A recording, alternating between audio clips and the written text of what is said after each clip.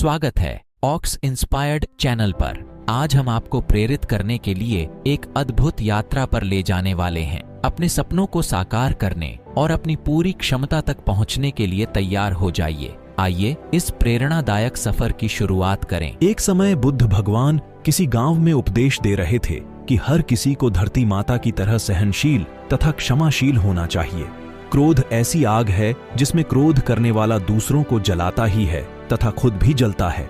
सभा में सभी शांति से बुद्ध की बातें सुन रहे थे। वहीं स्वभाव से अतिक्रोधी एक ऐसा व्यक्ति भी बैठा हुआ था जिसे ये सारी बातें बेतुकी लग रही थीं। वह कुछ देर ये सब सुनता रहा, फिर अचानक ही आग बबूला होकर बोलने लगा, तुम पाखंडी हो, बड़ी बड़ी बातें करना यही तुम्हारा काम है। तुम लोगों को भ्रमित कर रहे हो। तुम्हारी ये बातें आज के समय में कोई मायने नहीं रखती। ऐसे कई कटु वचन सुनकर भी बुद्ध शांत रहे। उसकी बातों से ना तो वह दुखी हुए, ना ही कोई प्रतिक्रिया की। यह देखकर वह व्यक्ति और भी क्रोधित हो गया और उसने बुद्ध के मुंह पर थूककर वहां से चला गया।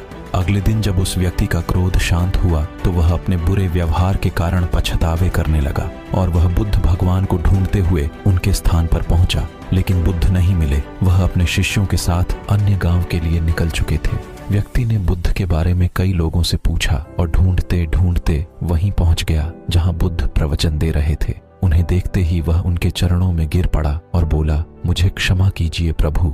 बुद्ध ने पूछा, कौन हो भाई, तुम्हें क्या हुआ है, क्यों क्षमा मांग रहे हो? उसने कहा, क्या आपने मुझे नहीं पहचाना? मैं वही हूँ जिसने कल आपके साथ बहुत बुरा व्यवहार किया था। मैं अपने कृत्य पर शर्मिंदा हूँ। मैं मेरे दुष्ट आचरण की क्षमा याचना करने आपके पास आया हूँ।